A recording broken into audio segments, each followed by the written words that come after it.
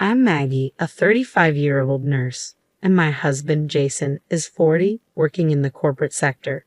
Our daughter Emily is about to turn 4. For a long time, we were a happy family of 3, but recently everything changed in unexpected ways. Jason and I met nearly a decade ago. We both left our hometowns to attend college and ended up working in the city. Introduced by a mutual friend, we immediately clicked due to our shared background and soon started dating. As our relationship deepened, we began discussing our future, including our desire to return to our hometown one day. So, when Jason's company offered a transfer to a branch in our hometown, we saw it as the perfect opportunity. I left my job at the hospital, and we moved back home together. We settled into our new house, conveniently located within a 30-minute drive from both our workplaces and Jason's parents' home, while my parents lived just under an hour away.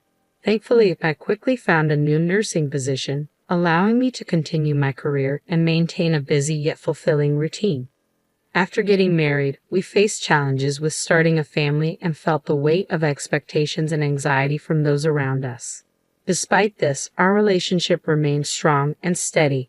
Then, after 3 years, we were finally blessed with a child.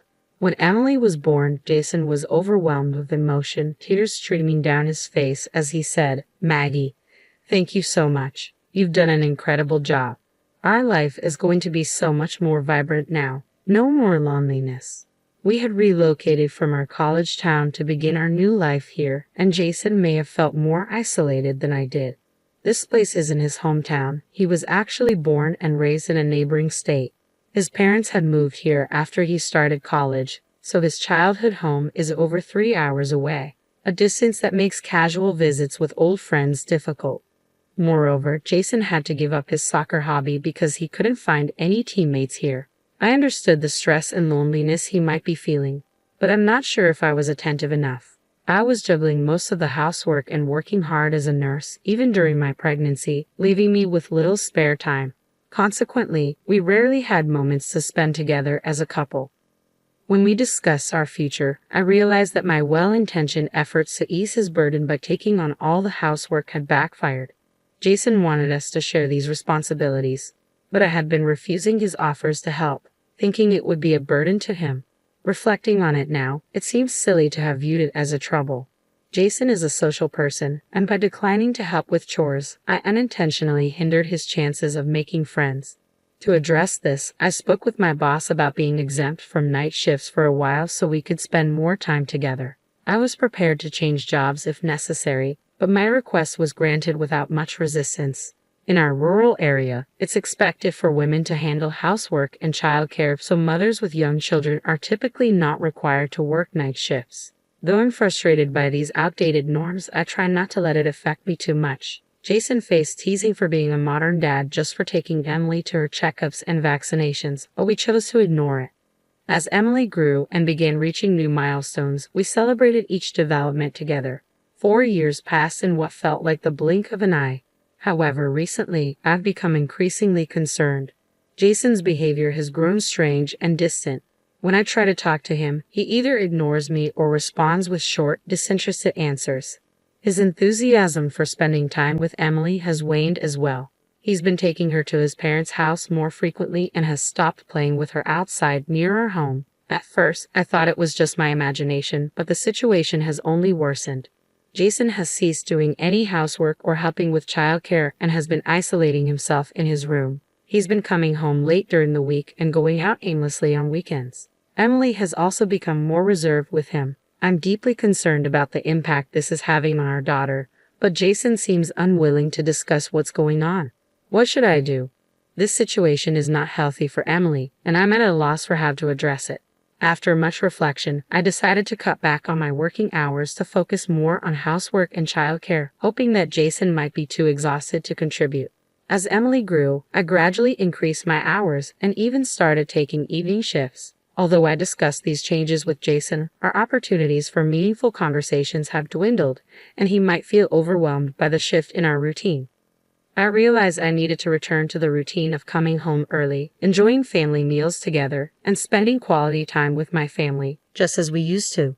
I spoke up and successfully switched back to daytime shifts. I have been putting in extra effort preparing meals from scratch instead of relying on pre-made options. But despite these changes, Jason's behavior hasn't improved.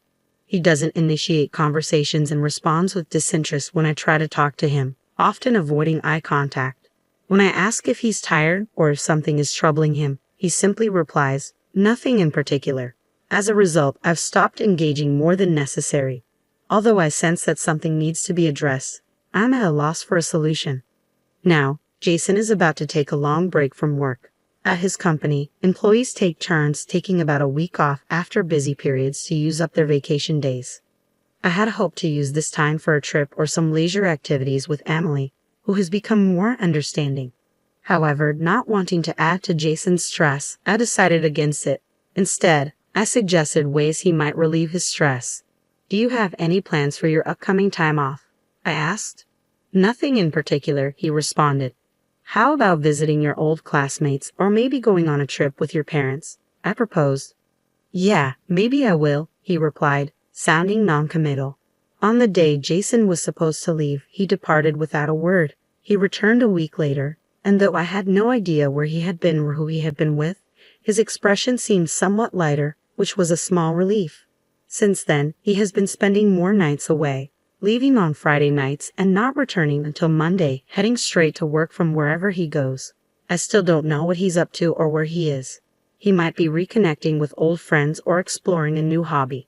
Our conversations remain sparse, but since he doesn't appear to be in a bad mood, I'm choosing to observe rather than confront. Not long after, I fell ill and went in for a checkup at the hospital. At work, my blood test results came back concerning, leading to further testing, which revealed a malignant tumor. I felt a strange sense of relief that it was caught early due to a routine check. The doctors believe it can be removed with endoscopic surgery, but I was still deeply disheartened. When I told Jason about the diagnosis and the upcoming surgery and hospitalization, he barely glanced up from his phone and simply said, "I see." His indifferent reaction left me at a loss for words. I managed the housework and packed my belongings for the hospital up until the day before my admission. Meanwhile, Jason took Emily and went back to his parents' house, saying he would be working from there and wouldn't be home for a while. In fact, Jason brought up divorce just yesterday. He argued that it's not just about the surgery to remove the tumor, but also the ongoing treatment that would follow. He said the burden on me, Emily, and my parents is too much and suggested we end this burden. His words struck me deeply, and I was too exhausted to argue. After my discharge, I contacted my in-laws, and they pressured me to finalize the divorce. They told me, "We'll take Emily, just pay child support. Please expedite the divorce. Jason is sending the divorce papers and instructed me to sign them as soon as they arrive." I had hoped Jason would bring Emily back, but they have refused to send her home. I'm unsure if Jason is even at his parents' house, as he won't answer the phone. I was going about the housework in a daze, but something felt distinctly wrong. The mess was overwhelming, even for an empty house. Had Jason come back? As I cleaned his room, I stumbled upon a disturbing discovery: women's loungewear. My worst fears were confirmed. With trembling hands, I retrieved the brown envelope I had hidden in storage, the one containing the report from the private investigator I hired when I first suspected something was wrong. I had received the report a few days earlier but had been too afraid to look. Now, as I examined its contents, the results were even worse than I had imagined. The most devastating revelation was that Jason had been bringing his affair partner into our home. Feeling a mix of disgust and determination despite having just had surgery, I cleaned the entire house thoroughly. Eventually, I returned to work and was assigned to outpatient care, which was less physically demanding. Then one day, a significant incident occurred. Jason was involved in a traffic accident and was brought to the hospital where I worked. His affair partner was also in the ambulance with him. I rushed into the treatment room, my heart pounding. "I'm Jason's wife. Is he here?" I asked, causing a buzz among the staff. They had mistakenly believed that the two brought in were a married couple rather than an affair. "Wait, your husband? Then who was the woman earlier?" "Oh, she left. She had only a minor scratch and went home," they responded, while attending to Jason. "Okay, let's get you out of these clothes." As the nurses worked, Jason suddenly yelled, "Don't look, it's okay." Despite his protests, several nurses restrained him and removed his shirt and undershirt. My breath caught in my throat as I saw a tattoo on his chest, a heart pierced by an arrow with a woman's name. I was stunned, unable to believe what I was seeing. Leaving my husband, who was causing the commotion, I hurried out of the treatment room. I had confirmed that his condition wasn't life-threatening and wanted to avoid any further embarrassment. Jason was hospitalized with a broken clavicle and ribs. I got permission to go home and collect a change of clothes for him. A few hours later, I returned to his hospital room with his belongings, where I found him resting after treatment. My in-laws and daughter were also there. "Mommy, have you been good?" Emily asked. "Yes, I'm getting better," I replied, drawing strength from her concern. I informed my husband and in-laws that I needed to discuss something and asked a colleague to look after Emily. "I've decided to divorce Jason now," I announced. "What? At a time like this?" my mother-in-law protested. "It's better to address it sooner rather than later. I'll handle Emily," I said firmly. "What? Don't be ridiculous. We'll take care of Emily," she insisted. "Let me ask you this. Do you know where Emily likes to go the most? What vegetables she eats well? Her favorite character? You can't answer, can you? You haven't been spending time with her, have you? You've just been leaving everything to your parents, haven't you?" I handed the brown envelope to my father-in-law. As he reviewed its contents, my in-laws went pale but managed to maintain their composure. They must have already known about their son's affair. "I will take custody of our daughter," I declared firmly. "You two will not be involved with her ever again." "You can't just deny us access to her," my mother-in-law argued. "Jason has a tattoo of another woman's name and a heart on his chest. Is that the behavior of a suitable father?" I said, unmoved by their protests. My in-laws, seemingly unaware of the tattoo, were visibly shaken, but I continued without hesitation. "I brought up the Desiree in the house and the women's loungewear I have found. It's absolutely unforgivable that he brought his affair partner into our home while I was hospitalized. I held them equally responsible for turning a blind eye to their son's actions and neglecting his daughter. I intend to fight for custody, demand child support, and seek alimony from both Jason and his affair partner," I stated resolutely. "I cannot entrust my daughter to a father who abandons her for an affair." My mother-in-law attempted to defend themselves, probably claiming they had been caring for Emily properly, but I ignored her. "If you want mediation or a court battle, go ahead. But be aware, it might become public knowledge that Jason's affair is the cause."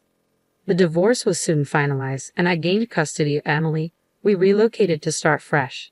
It turns out Jason's affair was more complicated than initially known. It was a case of double adultery. He's now being sued for alimony by his affair partner's husband. In our small town, the gossip quickly spread, and Jason has found himself in an uncomfortable position at work.